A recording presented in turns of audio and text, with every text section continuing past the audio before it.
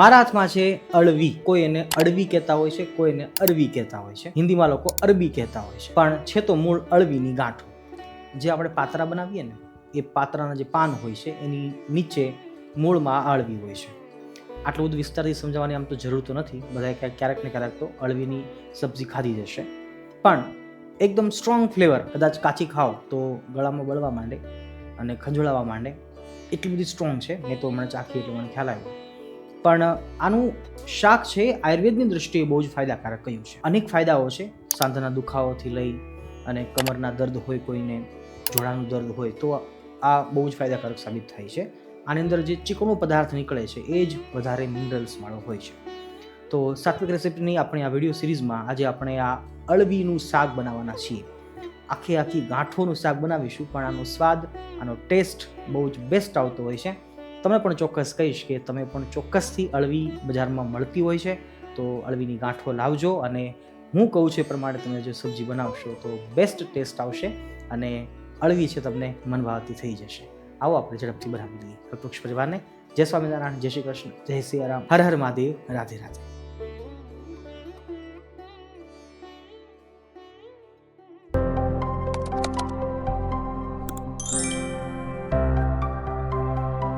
સૌથી પહેલું મહત્વનું કામ છે અળવીને સારી રીતે ધોવી.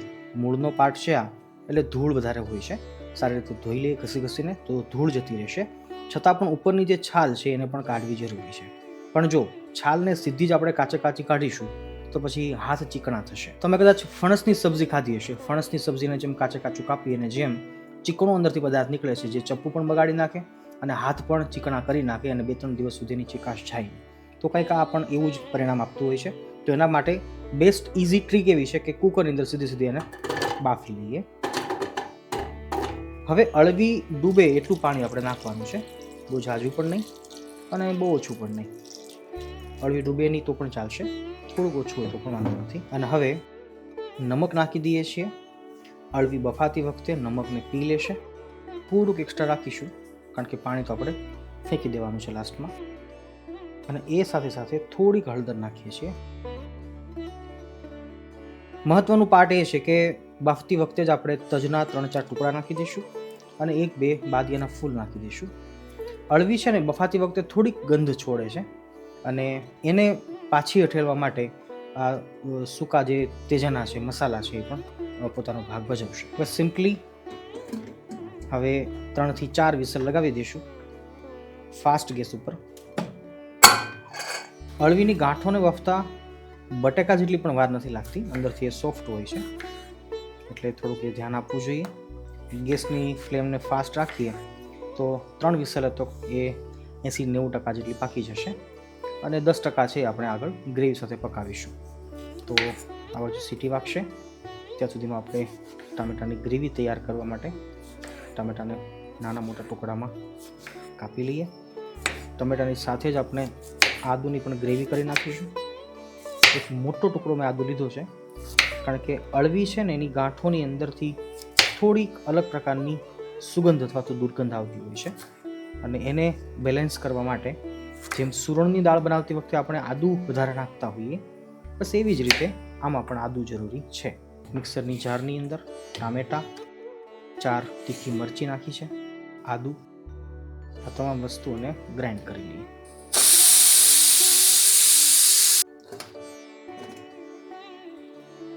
ગેસની ફ્લેમને હાઈ રાખીને આપણે 4 વિસલ લગાવી હતી.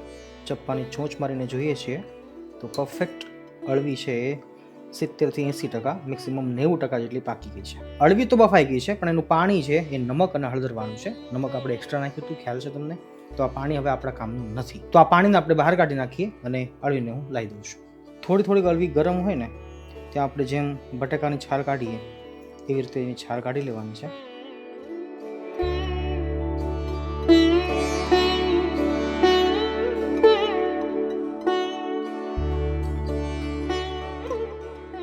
ભક્તો, કડાઈની અંદર વઘાર કરવા માટે હું રાઈનું તેલ લઉં છું. તમે સિંગ તેલ વાપરતા હો તો પણ એ પણ લઈ શકો છો. મહેરબાની કરીને કપાસિયાનું તેલ નહીં વાપરશો, રિફાઇન્ડ ઓઇલ નહીં વાપરશો. છાલ ઉતારેલી અળવી એના આપણે મીડિયમ સાઇઝના ટુકડા કરી લઈએ. જો તમને આખી રાખવી હોય તો એ પણ રાખી શકો છો.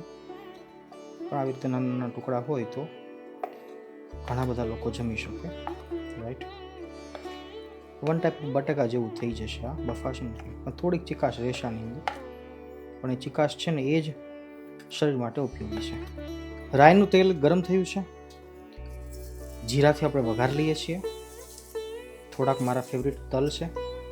આપણે આજ રાઈ નથી નાખી તો તલ નાખી દઈએ. મીઠો લીમડો, એ સાથે 2 આખી મરચી. મેઇન તો આની ગ્રેવી બનાવીને એ જ મહત્વની વાત છે. અને હવે ટામેટાની ગ્રેવી.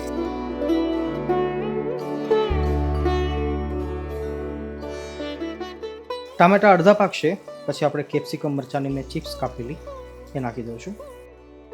કેપ્સિકમ મરચું છે ને એ આપણા માટે લસણ અને ડુંગળી એની જગ્યા ઉપર આપણે વાપરતા હોઈએ છીએ. જો આ જગ્યા ઉપર કોઈ લસણ ડુંગળી ખાતા હોય તો એ પ્યાજની ગ્રેવી બનાવી શકે છે. પણ આપણે નથી ખાતા તો આપણે કેપ્સિકમ મરચાંથી ચલાવી લઈએ છીએ. સ્વાદ અનુસાર તીખું મરચું, થોડી હળદર નાખી દઈએ જેથી કલર સારો આવશે.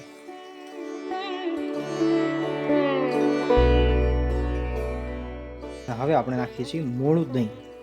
દહીં છે ને એની પણ ગ્રેવી બહુ સારી બનતી હોય છે. 1 વાટકો આસપાસ મેં દહીં નાખ્યું છે. સારી રીતે ચલાવી લઈએ અને હવે આને 1 મિનિટ માટે અલગથી પાકવા દઈએ. પછી આપણે અળવી અંદર નાખી દઈશું. 1 મિનિટ માટે ધીમા તાપે પાકવા દઈએ. દહીં સરસ પાકી ગયું છે. 1 મિનિટ પછી હવે આપણે આપણી અળવી છે એને હળવી ગતિએ ગ્રેવીમાં નાખી દઈએ. અળવી બફાયા પછી કંઈક શક્કરિયા જેવી લાગતી હોય છે. મેં હમણાં ચાખી તો સ્વાદ એનો એવો હોય છે. મહેરબાની કરીને કાચી કોઈ નહીં ચાખતા એવી મારી વિનંતી છે. કારણ કે મેં ટેસ્ટ કરીને તો મને બહુ જ ખરાબ અનુભવ થયો છે. આ તો આયુર્વેદની દૃષ્ટિએ બહુ વધારે મિનરલ્સવાળી છે એટલે આપણે આને ખાવી પડે અને એટલા માટે આપણે સબ્જી બનાવીએ છીએ. Look at this. અહીંયા ખાસ એ વાતનું ધ્યાન રાખવાનું છે કે અળવીને જ્યારે આપણે બાફી કુકરની અંદર એ વખતે 90-95% અમે બાફી નાખી હતી. એટલા માટે લાસ્ટમાં નાખું છું અળવીને. બાકી ગ્રેવીની સાથે સાથે પણ નાખી શકાય છે જો થોડીક વધારે કાચી તમે રાખી હોય તો. આવી રીતે ટુકડા કરી નાખીએ તો ઝડપથી પાકી જશે. હવે થોડુંક પાણી નાખું છું જેથી થોડી કાચી હોય તો એ પણ પાકી જાય. ગેસની ફ્લેમને હજી ધીમી રાખી છે આપણે. સ્વાદ અનુસાર નમક નાખી દઈએ. અળવીની અંદર આપણે પાણી બાફતી વખતે ઘણું બધું નમક નાખ્યું હતું છતાં પણ નમક જરૂરી છે. મેં ચાખી તો ખબર પડી કે અળવી એટલું પાણી નમક નથી પીધું જેટલું પીવું જોઈએ.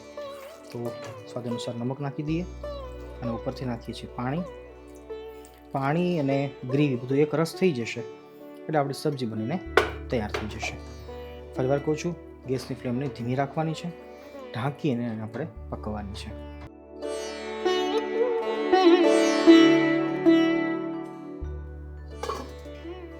ભક્તો, ઘણા લોકોને પ્રશ્ન થતો હોય છે કે અળવીનું શાક શા માટે ખાવું જોઈએ. અળવી એ માત્ર સ્વાદિષ્ટ શાક જ નથી પરંતુ સ્વાસ્થ્ય માટે પણ ખૂબ જ લાભદાયક માનવામાં આવે છે.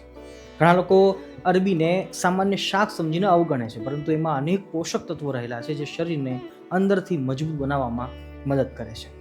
અળબીમાં પોટેશિયમ, મેગ્નેશિયમ અને કેલ્શિયમ જેવા ખનિજ તત્વો વધારે પ્રમાણમાં મળી રહે છે જે હાડકાં, સ્નાયુઓ અને શરીરની કાર્યક્ષમતાને ટેકો આપે છે.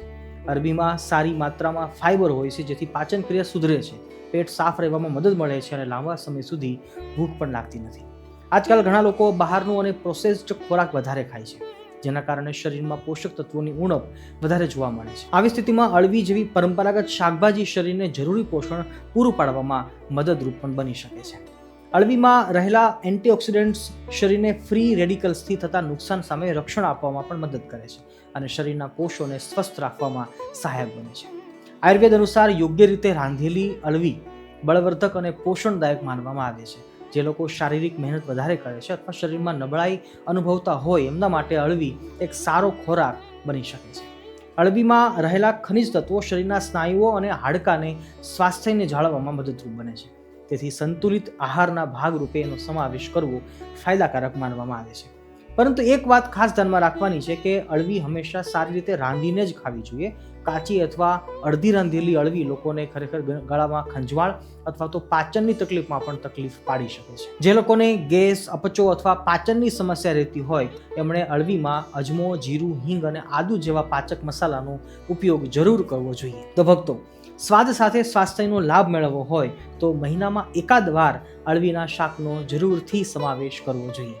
આપણા પૂર્વજો જે પરંપરાગત શાકભાજી ખાતા હતા એમાં સ્વાદ પણ હતો અને સ્વાસ્થ્યનું રહસ્ય પણ જરૂર છુપાયેલું હતું. અળવી ખાશો તો માત્ર પેટ જ નહીં પણ શરીરને પણ ઉત્તમ પોષણ મળશે.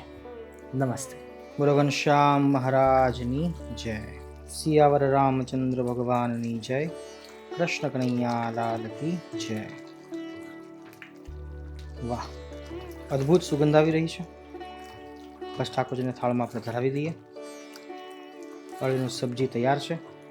જો ગળપણ ફાવતું હોય તો ઉપરથી થોડું ગળપણ નાખી શકાય, બાકી બીજી કશી જરૂર નથી, સિવાય કે થોડાક ધાણા નાખી દઈએ. આપણી અળવીની સબ્જી બનીને તૈયાર છે. છેલ્લી આપણી શરત પ્રમાણે જે કંઈ ઘરમાં બનાવો એ ભગવાનને થાળ જરૂર ધરાવજો, પછી જમવામાં ઉપયોગ કરજો. મળીએ છીએ ફરીવાર એક નવી રેસીપી સાથે. ત્યાં સુધી સૌ ભક્તોને રાધે રાધે. જમો ને થાળ જીવન જાઉં વારી, ધોઉ કર ચરણ કરો ત્યારી રે.